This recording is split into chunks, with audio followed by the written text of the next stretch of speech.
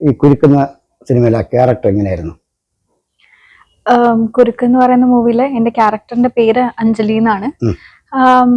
പുറമേ നിന്ന് കാണുമ്പോൾ വളരെ സിമ്പിൾ ആയിട്ടുള്ള ഒരു ക്യാരക്ടറാണ്. ലീഡിങ് ഒരു സൗണ്ട് മൈക്കിൽ പിടിക്കും.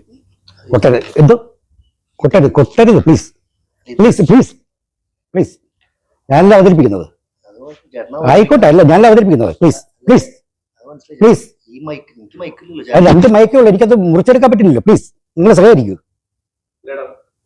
നിങ്ങൾ സിനിമയിലെ നായകനല്ലേ?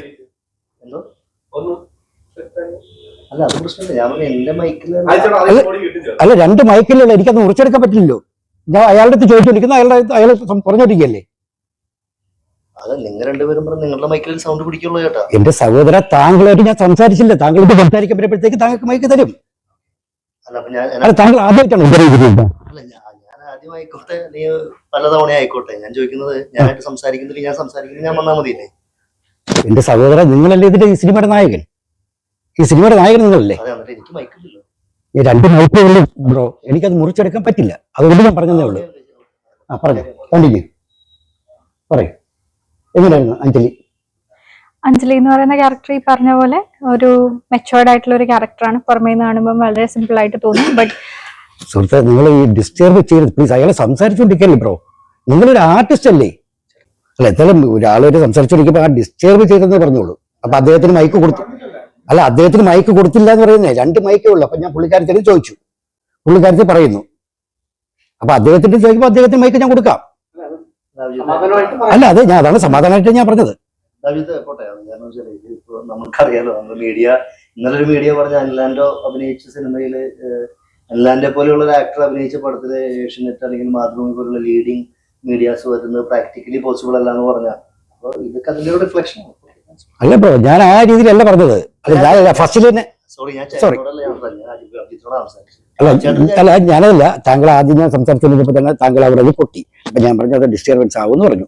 അപ്പൊ താങ്കൾ ഓക്കെ. അല്ല, അതിനാണല്ലോ ഇരിക്കുന്നത് നമ്മൾ. അല്ല, താങ്കൾ പിന്നെയും പൊട്ടി.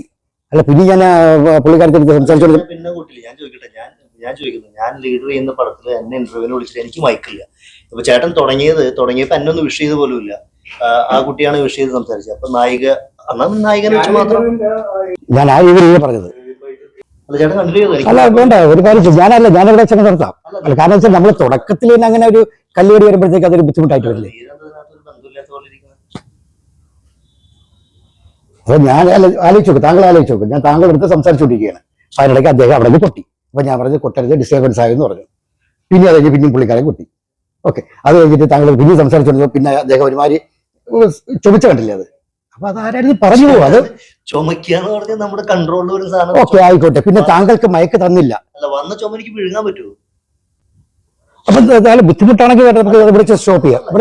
ഞാൻ പറയട്ടെ ചേട്ടാ, സാധാരണ ഒരു ഇന്റർവ്യൂ ചെയ്യുമ്പോൾ നമ്മൾ എന്ത് ചെയ്യുന്ന വെച്ചാൽ ഒരു ഇൻട്രൊഡക്ഷൻ കൊടുക്കും. ഇത് ഇന്ന ആള്. ഇതിപ്പോ ചേട്ടൻ വന്നിരുന്നു, തുടങ്ങിയപ്പോ നേരെ മീരയോട് സംസാരിച്ചു. മീരയോട് അങ്ങ് സംസാരിച്ചു തുടങ്ങിയിരിക്കുന്നു. അപ്പൊ ഞാൻ എന്തിനാണ് വന്നിരിക്കുന്നത് എനിക്ക് തോന്നിപ്പോയി. ഇപ്പൊ മീരപ്പ് ഇരിക്കുന്നത് സോറി, താങ്കൾക്ക് അത് വിഷമായിട്ട് ആയെങ്കിൽ സോറി പറയാം. നമ്മൾ കണ്ടുവരുന്നതല്ലേ, ഇതുപോലെ എത്ര വിഷമങ്ങൾ കടന്നിട്ടാണ് നമ്മളിവിടെ ഈ ഒരു അവസ്ഥയിൽ നിൽക്കുന്നത്. ഒന്നും പ്രശ്നമില്ല. ഇതിനേക്കാൾ വലിയ ബുദ്ധിമുട്ടുകൾ നമ്മൾ അനുഭവിച്ചിട്ടുണ്ട് സിനിമയിൽ. താങ്കളോട് പറയും. ഞാൻ എന്തെങ്കിലും വേറെ എന്തെങ്കിലും പറഞ്ഞായിരുന്നു? പറയൂ. സോറി, ഇതൊരു പ്രാങ്ക് ആയിരുന്നു. നമ്മളെ സംവിധായകനും വർക്കൗട്ട് ആയില്ല. അതിലേട്ടൻ അങ്ങനെ സംസാരിക്കണ ആളല്ലെന്ന് അറിയാം. അതുകൊണ്ട് അത് സംശയപ്പെടാൻ എനിക്ക് മനസ്സിലായി. ആകപ്പാടെ ഇവിടെ 1-2 പേര് മാത്രമേ അറിഞ്ഞിട്ടുള്ളായിരുന്നു.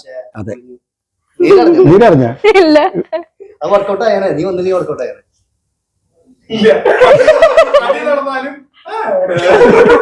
ഇല്ല, അത് നമ്മള് ചെറുതെടുക്കായിരുന്നു. അപ്പൊ എന്തായാലും അടുത്ത ഇന്റർവ്യൂ നടക്കട്ടെ. കുരുക്കിന് എല്ലാവിധ ആശംസകളും.